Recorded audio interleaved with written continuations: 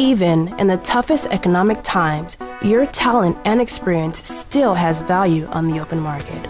Owning your own small business can help you convert your skills into profits. Tune in to the Global Entrepreneur Radio Show each week as we strive to help you plan, start, grow, and profit from self-employment without many of the headaches and pitfalls that could slow your progress. The Global Entrepreneur Radio team is committed to bringing you information that can fast-track your business concept from a blueprint on a napkin all the way to a job-creating, community-building, economic resource within the market.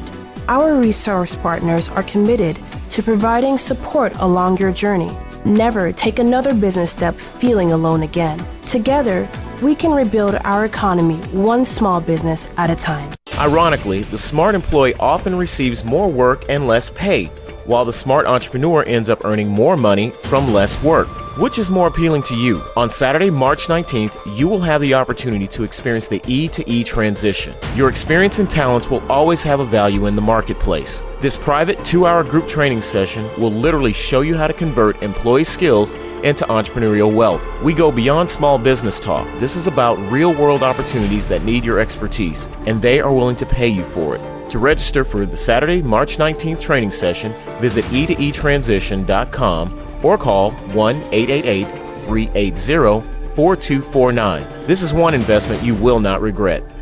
You're listening to the Global Entrepreneur Radio Show on 1480 AM. Give us a call at 713-784-1480. 713-784-1480. Welcome back. We got Faith with me, Carlos, Tina, and Stephanie. And right now we are talking about Jonyprofit. That's me. And we're also discussing, more importantly, the things that separate different types of small business owners. And this is hard for a lot of people to chew. Now, Stephanie, how long did it take you before you were like, it's sort of making sense, but what you talking about, Willis? Let's see. I adopted the Whaleyisms around, the 2-year mark. Okay. But I think what has to be said about that is that you have to, it's like with anything. You can go to class every day and not learn anything, ask some of my students. But those that want to, just let's be transparent. I'm good, but I can't teach those that don't want to learn. And I think ultimately you have to open yourself up to wanting to learn about something new, to embracing a new concept, a new ideology, methodology, all those good things. And I appreciate that. The one thing, and this is how it kind of came about. I'm sitting there, I like science stuff, so I'm sitting there watching all the sciences. I'm watching Discovery Channel, Health Channel, and everything is based in such just shy of absolutes. And then I start listening to business concepts and economics and all this, and I'm thinking, is it fact or fiction? And so I wanted to create a more perfect business training system. And I wanted it to be such that no matter how many times you do it, the results will be the same, like a science. I also wanted it to be universal. So you didn't have to be a certain color, gender, of religious background, any of that for it to work. And so I started working on it. We've written 2 books. I started sharing it, and I get pushback everywhere because most people cannot comprehend the words that are coming out of my mouth. Because for them, if you've had any type of formal training, if you watch any Trump books, or you're thinking and you're growing rich, you are so consumed with that employee type attitude. And this is what I said, and I'll say it again. Think about all the training you receive. Now, think about this whole power is never given up, willingly, something to that effect. Mm-hmm. Why would anyone train you to take over their organization by force? So why would you go to school? Why would you think they would send you to school, take your $60,000 and then train you on how to take over their business? They don't, for a reason. But as long as they keep making you believe that the information between your knowledge will make you rich one day, most people will keep spending that money. But for those of you who get it, we are here for you. Now, Faith, you had asked me a question about social media. Right. What was it? Basically, the question was trying to understand how some people can have maybe only like 5 followers. Meanwhile, others have 25 to 50,000 followers. And I'm trying to understand, is it something that I'm doing wrong, or, how do I go about getting followers, or does it even matter? And an employee, as an employee, it matters a lot. Because followers give you power. Power gives you more status to your boss or who's ever funding you, that type of thing. But overall, most people get their followers just a few different ways. One, they already started with a huge group. They're part of an association, whether church, school, sorority, fraternity, some organization that they worked hard in, or they came in with social status from jump. But they got in because everybody either wanted to say they knew them, take the resources they have, or just learn something from them. The other way a lot of people have received it is they go out and they spam people and they just click, they tweet and follow everyone until you tweet and follow them back. That's another method that I've seen plenty of times for people that have 30, 40,000 different people. And then lastly, a handful of people actually have content that's relative. They figured out that there was a need in the market. They came up with a message, and they started chanting and repeating that message back to the market. The market jumped on board, and they started following in hopes that this person would say even more incredible things. So those are the three ways. I wouldn't sweat it. As an entrepreneur, the only social media you need is going to be maybe, I say LinkedIn we use a lot. Because we're behind the scenes as entrepreneurs. We're not the small business owner / employee running our organization. Okay. We're the entrepreneur out there creating and realigning opportunities. So, you get on LinkedIn, you look at the investment groups, you look at what activities going on around the world with tech and funding and all that. So, social media is just, again, as soon as we reach that dollar amount within the organization, we're all coming off. We're all going silent. I can tell you that right now. All right. Okay. What's the next question? Okay, the next question I have is all about the MBA.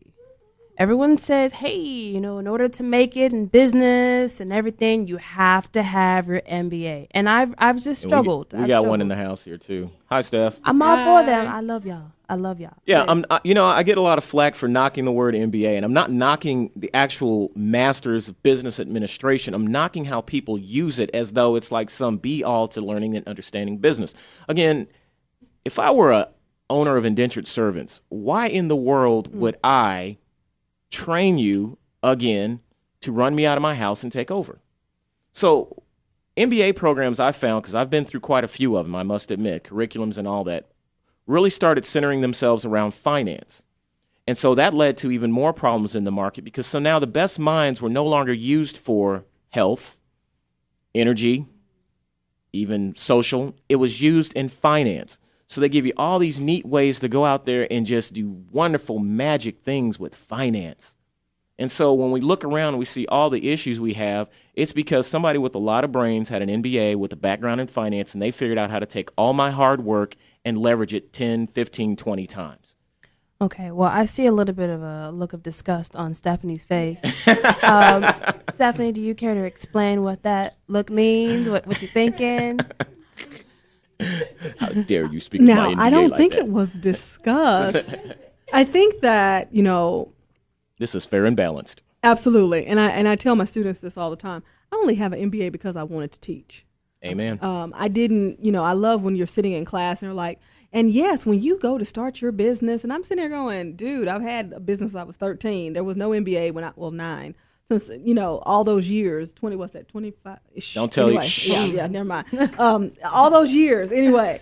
But you don't need it. I think I kind of I concur with John when I say that I think the value that some people put on their MBA is a little bit ridiculous. If you were unskilled pre-MBA, you'll be unskilled post-MBA. Yeah, really. You just have a longer name now because you're going to be writing whatever my name is, comma, MBA all over everything. Right. And that's fine. Some people value that and being able to say they have an MBA. But I think if it's not focused, if there's not something in particular that you want to do with it, it may be a waste of time as well as a waste of money. And so let me say this to you, Faith. The MBA in and of itself is an awesome program for a business owner, because there's no way you can do business and be effective without understanding money, resource allocation, human resource management, all the things that are taught. But to think that if I get this MBA, all of a sudden I can go out there and create businesses like it's magic is just ludicrous. It's preposterous.